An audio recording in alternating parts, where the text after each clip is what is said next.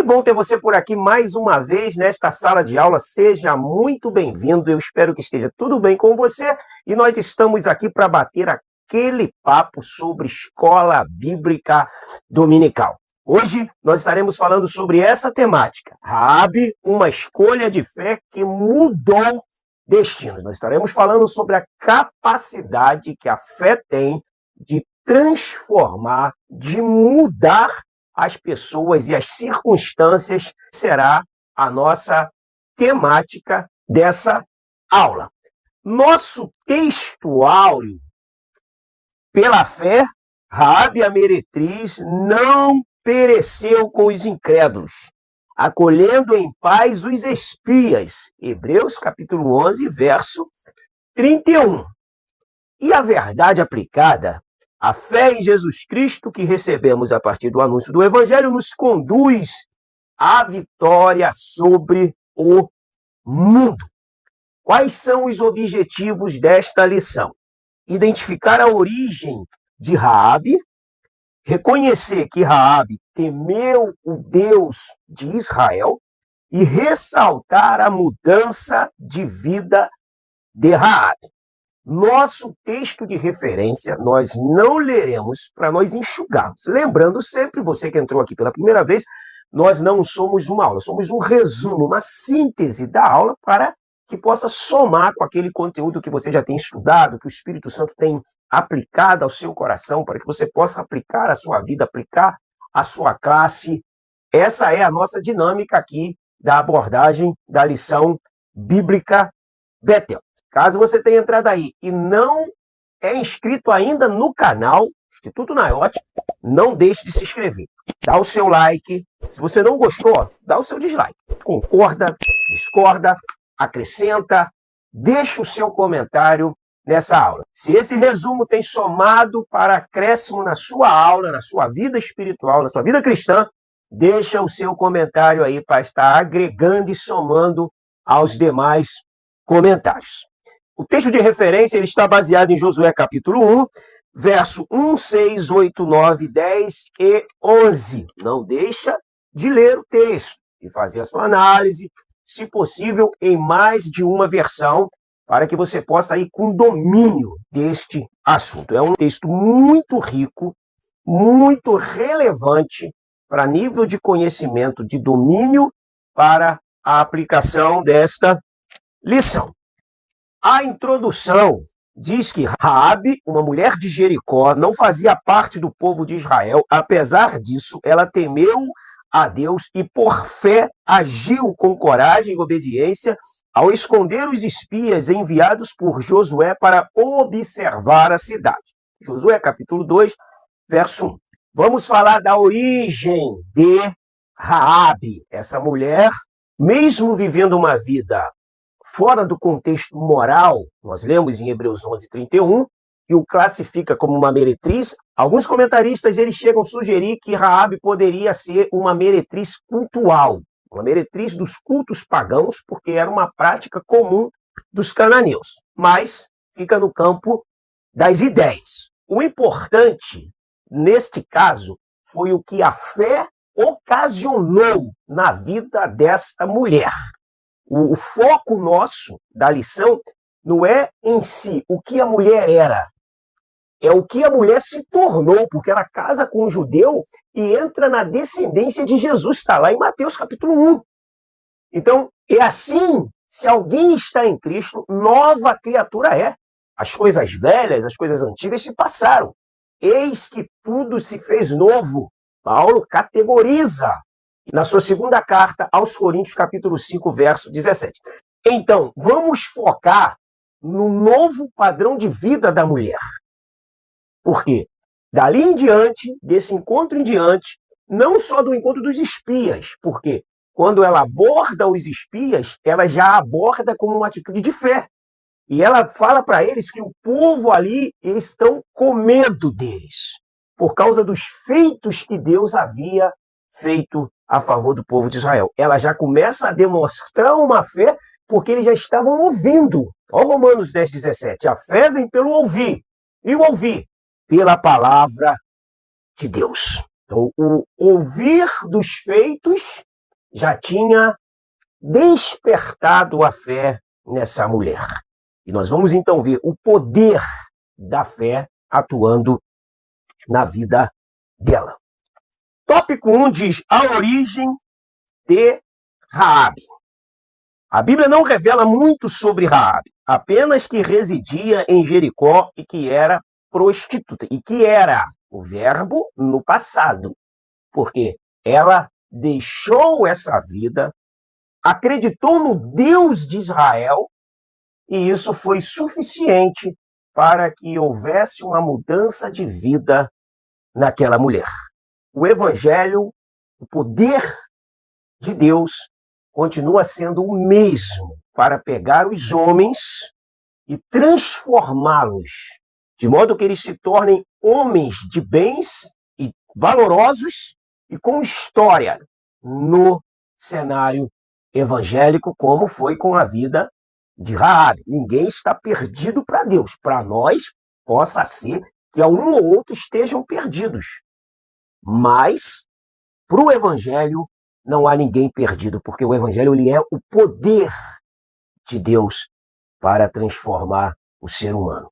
A psicologia não faz isso, a sociologia não faz isso, a antropologia não faz isso, a psiquiatria não faz isso, ainda que tudo isso seja útil, mas o que tem poder de transformar o homem e torná-lo uma nova criatura é só a palavra de Deus. Todas essas ciências têm a sua importância, mas nós estamos falando da supremacia do poder do Evangelho, do poder da palavra, do poder de Deus. Tá bom? Tópico 1, subtópico 1, a cidade de Jericó. Jericó é uma cidade construída no Vale do Jordão, na Palestina, que cresceu às margens do rio, cerca de 250 metros abaixo do nível do mar, chamado na Bíblia Cidade das Palmeiras. Até aí, tudo autodidático, tudo fácil, falando da importância de Jericó, que quando o povo de Israel está a caminho de conquistar a terra prometida, Jericó se coloca como um portão de entrada para o povo de Deus. Humanamente falando, intransponível, mas para o poder de Deus, nada é capaz de detê-lo. O tópico 1, subtópico 2 diz: os espias cumprem sua promessa. Apesar de pequena, para uma cidade na época ímpia, perversa, idólatra, tendo todo o seu aparato de força e tendo toda a sua cultura que a levava para longe de Deus. Todavia, ela estava no terreno aonde Deus havia prometido a terra a Israel. Presta bem atenção em algo que eu vou falar. Quando Abraão sai de Ur e vai para a terra que Deus havia prometido a ele, que Deus então não havia nem dito para onde era, capítulo 12 de Gênesis, sai da tua terra, da tua parentela e vai para uma terra que eu vou te mostrar. Para onde Abraão está indo? Ou Abrão? Para Canaã. Ele está indo conquistar uma terra que Deus deu a eles. Todavia, Abrão chega ali, cultua a Deus, edifica altar em Siquém, edifica altar em Hebrom, edifica altar em Betel. A família cresce, o povo desenvolve. Por alguns desajustes, Deus já havia dito a Abraão: a sua descendência será peregrina em terra estranha. Na verdade, o que o povo está fazendo é reconquistando uma terra que eles haviam perdido. Gênesis 12, chamada de Abraão.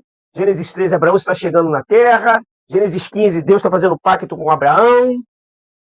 E conforme a família cresce, o povo cresce, também vence o afastamento, o desligamento de Deus. E Deus então permite que o povo vá para a terra estranha para aprender a respeito da dependência de Deus. Deus está novamente colocando o povo dentro da terra que já era deles. Ou seja, perderam por desobediência. E agora estava tendo que conquistar de novo, tendo uma segunda oportunidade de conquista. Só que dessa vez dependeria também deles, de guerrear, de peregrinar, de lutar. Quando Deus dá a Abraão, Deus coloca Abraão na terra. Agora, eles vão ter que conquistar aquilo ali com guerra, com luta, com mortes. Mas é o preço de quando nós não obedecemos a palavra como deveríamos e temos uma segunda oportunidade. E precisaremos lutar e nos esforçar muito mais do que antes, porque antes Deus havia nos entregado de modo soberano. Agora ele vai fazer com que nós venhamos a participar dessa reconquista de algo que nós ignoramos, talvez porque chegou de modo mais fácil nas nossas mãos. Os espias cumprem a sua promessa. Então, os espias vão lá, olham a terra, observam a terra, eles são acolhidos por essa mulher, por Raabe, que pela fé os dá abrigo, os esconde e os orienta a que caminho tomar na hora de sair da cidade. Então nós vamos ver que eles fazem um pacto com ela. Raabe pediu um sinal de que os espias cumprissem um acordo. Eles mandaram que ela prendesse um cordão de fio de escarlata na janela por onde eles desceram. Eu quero falar de dois comentaristas que narram esse fato, que é Renato Gusso e Steven Miller. Eles contam que provavelmente esse fio de escarlata era uma identidade do local, da casa, que ali era uma casa de prostituição. Quando o fio de escarlata foi pendurado na janela, logo não havia nada de novo na casa para os transeuntes, porque era normal, já sabia-se que ali era uma casa de prostituição. Quando ela coloca o fio ali, para os espias, é uma identidade de que ali era a casa dela. Mas para a região, aquela identidade era normal. Então eles cumprem a promessa feita mediante ao pacto que fizeram com ela, e quando eles invadem, existe algo que é interessante aqui nessa passagem. Porque quando o muro cai, nós vamos perceber aqui, após a ida de Cádiz a Canaã pelos 12 espias, eles voltam, giram no deserto de Parã cerca de 38 anos, como nós estudamos na aula passada. Caso você não tenha assistido, corra lá e assista. Depois desses 38 anos, que eles já estão fechando para 40, lembra que eles entram aqui já faltando 5 dias para os 40 anos. Eles saem daqui, caminham até o Monte Or, números 33, 38, Arão morre. Caminham mais e vão até o Monte Nebo, que é Deuteronômio 31, 4, ali Moisés morre. Moisés sobe ao Monte Nebo, que de aproximadamente 1 quilômetro de altura, olha toda a campina, olha toda a terra, olha até o Monte Hermon lá no norte, e Deus fala, mas daqui você não vai, daqui você não passa. Olha a terra, mas aqui termina o seu ministério. Só que Deus vai dar a Josué essa honra, porque Josué, além dele ser um discípulo de Moisés, ele continua o ministério de Moisés, ou seja, ele se tornou a extensão do ministério de Moisés. Porque Moisés formou Josué, discipulou Josué, ensinou Josué.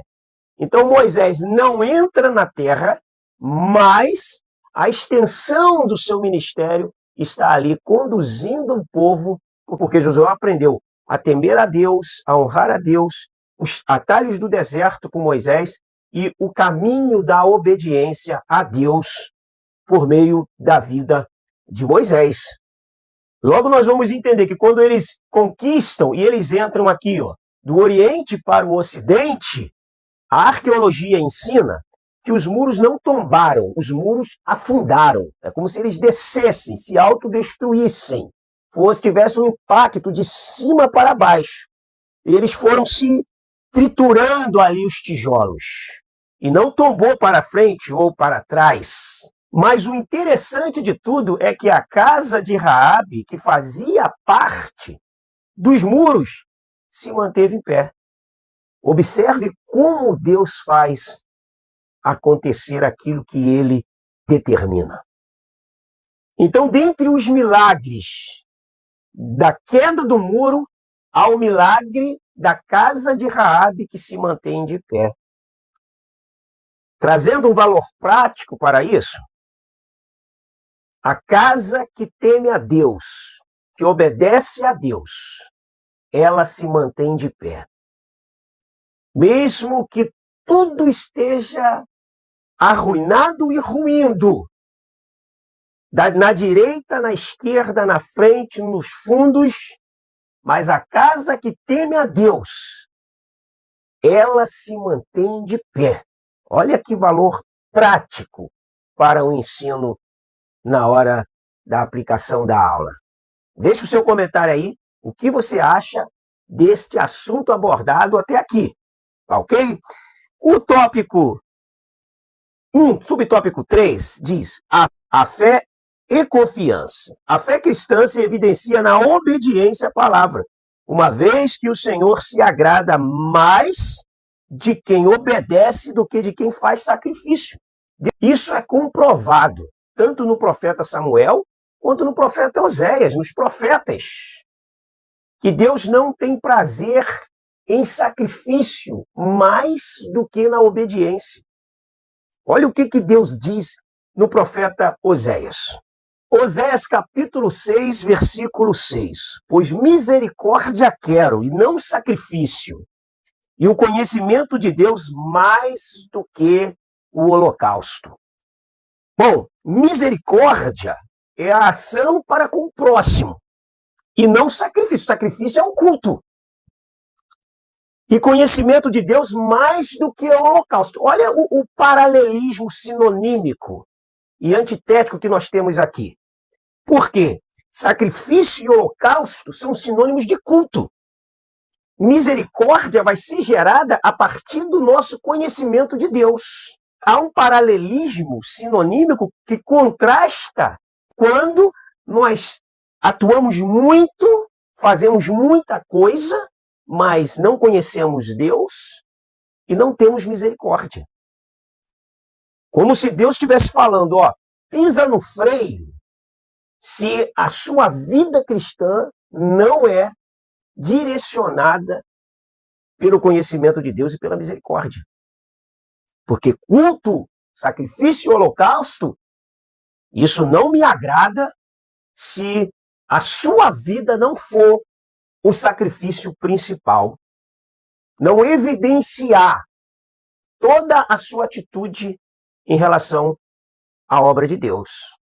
Por quê? Os homens vão ver Deus não por aquilo que eu faço na igreja, mas por aquilo que eu faço fora da igreja. Aí entra a verdadeira fé. E nós estamos falando de uma mulher que teve fé, que mesmo habitando num local incrédulo, quando ela ouviu falar, ela acionou o seu dispositivo e passou a acreditar no Deus de Israel. O tópico 2 diz: Raabe ouviu e creu. Olha, possa ser que nós estejamos vivendo um período onde o não crente consegue crer mais do que nós, que parece que estamos vivendo um período de anestesiamento espiritual, de incredulidade, de que o costume por ir à igreja e pelo mecanismo repetitivo, parece que estamos vivendo um período de grande incredulidade frequentando os cultos. Aonde a palavra, às vezes, não causa um impacto em nós. Aonde o ensino não tira-nos da zona de conforto. Não mexe com o nosso interior, com as nossas entranhas. Não dá uma sacudida no nosso íntimo. E nós iremos entrarmos, sairmos sempre acomodados, achando que está tudo normal e que estamos sempre agradando a Deus. O tópico 2, subtópico 1 diz: Raabe confiou em Deus. Raabe já tinha ouvido falar dos feitos do Senhor, como relatou aos antigos que se surpreenderam com a fé e o temor daquela mulher. A confiança de Raabe estava em Deus, o Deus que tirou o povo de Israel do Egito. Observe que a fé, ela não depende de tu ver, depende de tu crer. Eu não vejo para crer. Eu creio para ver. Ela não havia visto nada do que Deus havia feito. Maná, mar aberto, praga no Egito, Rio Jordão, suprimento, milagres, juízos. Mas eles ouviram lá em Jericó. E ela creu naquilo que ela ouviu. E isso causou um terror na vida deles. Muitos ali creram. Só que o crer só não é suficiente. Eu preciso crer e essa crença desembocar em justiça e em mudança de vida. Por isso que Romanos, capítulo 10, Romanos 10, verso 9 e 10, diz a palavra de Deus. Se com a tua boca confessares que Jesus Cristo é o Senhor, e em teu coração creres que Deus o ressuscitou dentre os mortos, serás salvo. Porque com o coração se crê para a justiça. Então, toda crença que não desemboca em justiça, que não desemboca em mudança, ela é mera crença intelectual. Aquela crença de Tiago 2,19, você crê que Deus existe? Faz bem, porque até os demônios creem. Essa é a crença do intelecto. E ele diz, e com a boca se confessa a respeito da salvação. Então, muitos creram, mas não quiseram abraçar o Deus de Israel. Ficaram só na crença do intelecto. Mas Raabe não. Raabe creu e isso desembocou em justiça na vida dela. Tanto que ela entra na galeria da genealogia de Jesus, porque ela casa com um judeu chamado Salmão. Louvado seja Deus pela mudança, pelo poder do evangelho que atuou na vida de Raabe. O tópico 2, subtópico 2, Raabe colocou a fé em ação. Bom, é o que nós estamos falando. Se tu crê e essa crença não desemboca em ações, essa é crença intelectual. Você acredita em tudo, você percebe tudo, você não tem dúvida, mas isso não atua na sua vida. Toda a fé que eu alego ter em Deus e ela não atua em mim, gerando mudança, essa fé é uma fé intelectual. A mesma fé que os demônios têm. E eles conhecem mais do que todos nós juntos. Não é verdade? Deixa o seu comentário, o que você acha desta abordagem. O tópico 2, subtópico 3, diz Raabe, fé e obra. Continua dentro do mesmo contexto. Por quê? A fé sem obra é morta. Aí Tiago. Tiago, capítulo 2, verso 14 e 16. Meus irmãos, qual é o proveito se alguém disser que tem fé e não tiver obras? É o que nós estamos abordando.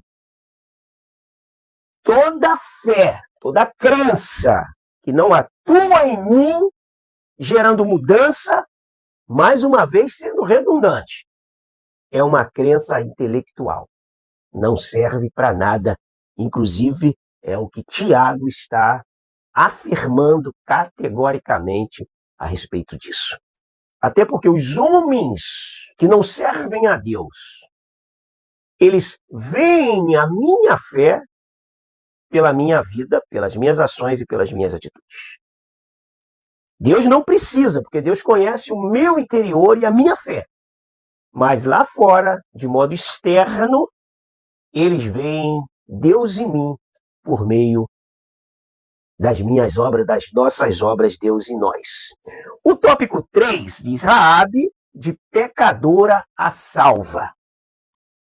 A atitude de Raabe deve impactar a nossa jornada de fé hoje. Deve, deve. Porque a fé encorajou Raabe. A fé te impulsiona a você ter atitudes que nenhum coach, nenhum pregador da palavra motivacional é capaz de fazer. Nenhum otimista é capaz de te entusiasmar como a fé. A fé encorajou Raabe a tomar a atitude que tomou, correndo inclusive riscos. Porque a fé te leva a correr risco. A fé te leva a novos desafios. A fé te leva a novas perspectivas de vida. Porque a fé é viva. Ela não é uma fé morta. Eu não tenho fé na fé, eu tenho fé em Deus, fé em Cristo, que é vivo.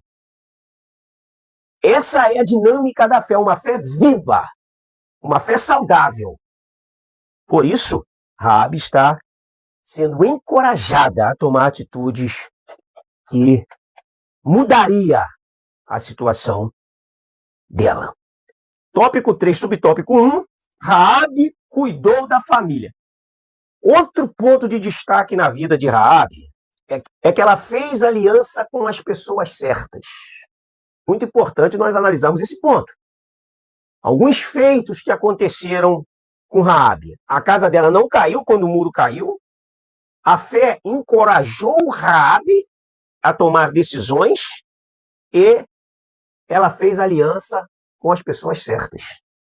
E isso não só preservou Raabe, como preservou toda a sua família. A preocupação dela não era só com ela. Olha como Raabe não era egoísta.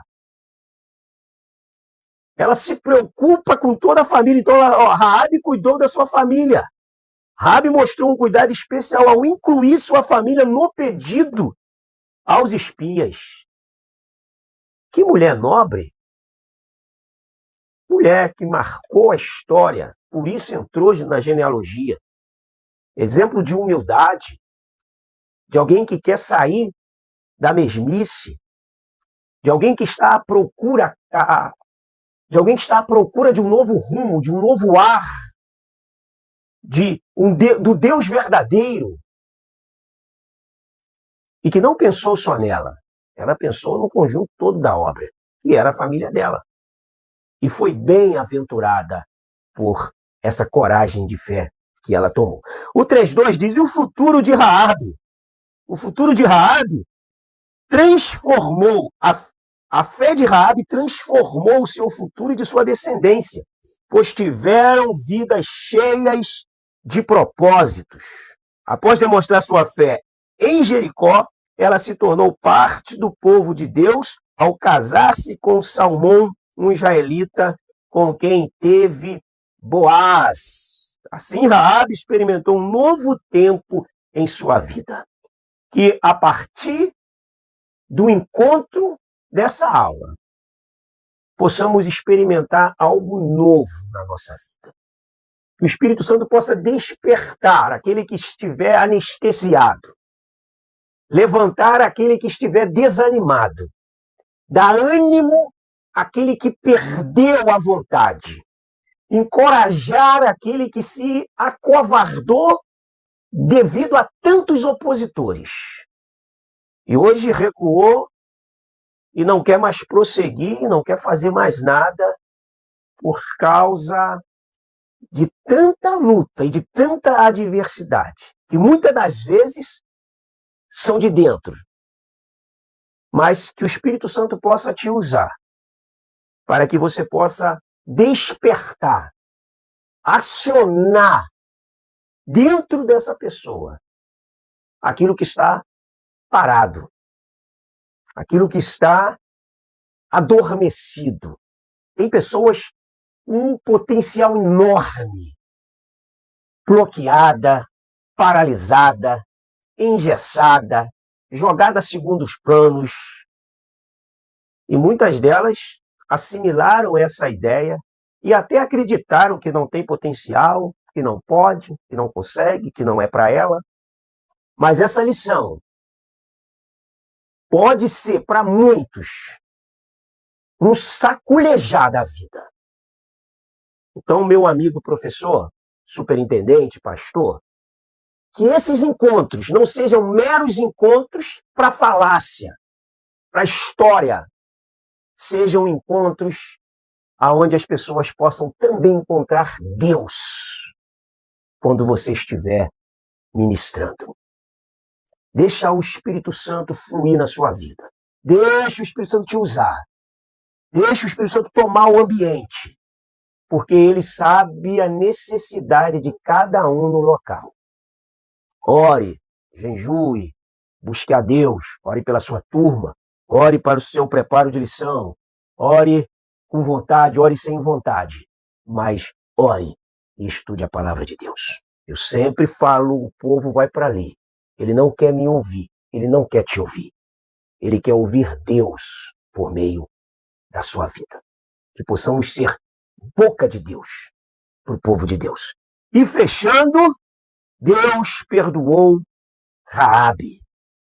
Raabe mudou radicalmente de estilo de vida.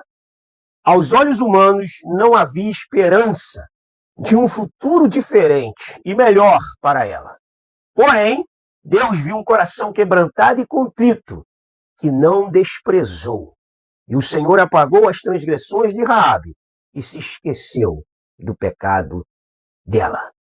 Raabe foi poupada durante a destruição de Jericó, e a sua fé e seu temor a Deus a levaram a agir de modo que foi grandemente recompensada ao ter sua vida, família preservadas. Que a fé também, nossa, possa nos preservar de esmurecer na fé, de esmurecer na jornada, de encostarmos no canto e não querermos mais nada, devido às vicissitudes que nos apresenta o caminho. É mais uma oportunidade de nós sermos instrumento de Deus para que vidas quebradas, dilaceradas, arrebentadas, moídas, trituradas pela vida, pelo sistema, possam ser restauradas pelo poder de Deus. Que aula, meus queridos amigos, professores, salvos em Cristo Jesus. Que aula. A minha oração é para que o Espírito Santo levante vidas por meio da palavra dele, usando a sua vida. Deus abençoe a sua vida. Nós vamos ficando aqui com mais essa aula abençoadíssima. Não deixe de se inscrever nesse canal, não deixe de compartilhar, comente. Tu entrou aí, ó, dá o seu like. Deus te abençoa. Ó, beijo no coração. Até o nosso próximo encontro. E vem aí, Rute, lições de lealdade, caminho da redenção. Fui, fica com Deus.